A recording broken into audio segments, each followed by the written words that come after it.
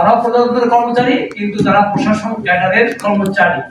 তারা আমাদের এই অবহেলিত 11 থেকে 20 গ্রেডের কর্মচারী দুঃখ দুর্দশা বোঝেন না।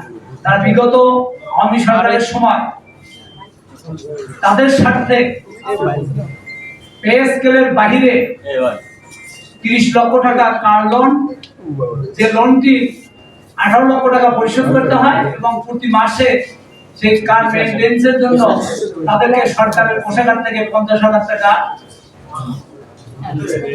দিয়ে দেওয়া হয়। এইটা তারা ফাইলের মাধ্যমে তৎকালীন মাননীয় প্রধানমন্ত্রী,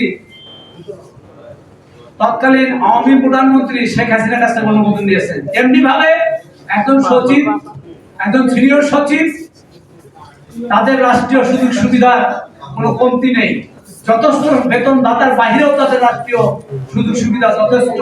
তারপরেও তারা আমাদের এই শিক্ষিত অশিক্ষিত বেকারত্বের দেশে একজন কুক, একজন নাইট গার্ড নিয়োগ করে তারা তার সেবা নিতে পারত।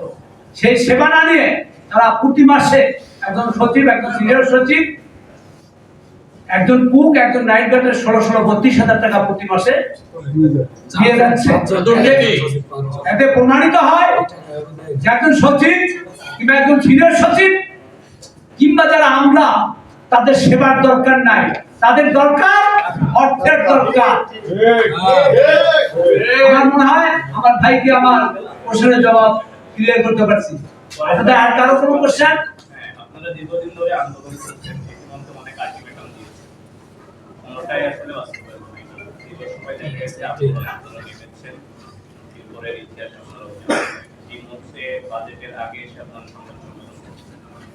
বাজেটে যদি বরাদ্দ না থাকে আপনার প্রথম অবস্থান কর্মসূচি করবেন, পরবর্তীতে ধারাবাহিক কর্মসূচি কি ধরনের কর্মসূচি আসতে পারে এবং এই অবস্থান কর্মসূচিতে আপনারা তাদেরকে নিয়ে আমি আমাদের সাংবাদিক আরেক বন্ধু, আমাদের আরেক ভাইয়ের প্রশ্নের জবাব বলতে চাই।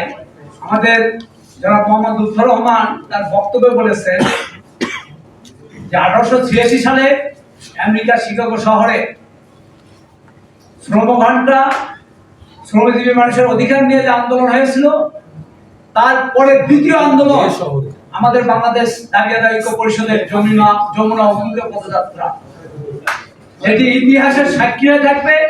আমরা দাবি আদায় ঐক্য পরিষদ প্রজাতন্ত্রের কর্মচারীর সংগঠন হিসেবে সরকারকে আমেরিকা শিকাগোর শ্রম ঘন্টার জন্য যে আন্দোলন হয়েছিল, তার সেকেন্ড আন্দোলন হয়েছে আমাদের নবম পে স্কেল বাস্তবায়নের জন্য। আজকে আপনাদেরকে অবগত করতে চাই, আমরা প্রজাতন্ত্রের 22 লক্ষ কর্মচারী আমাদের ন্যায্য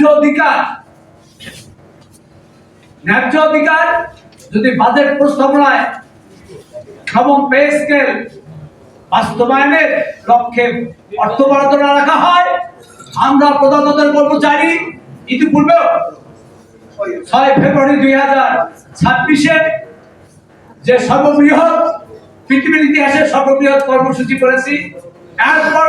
এরপরে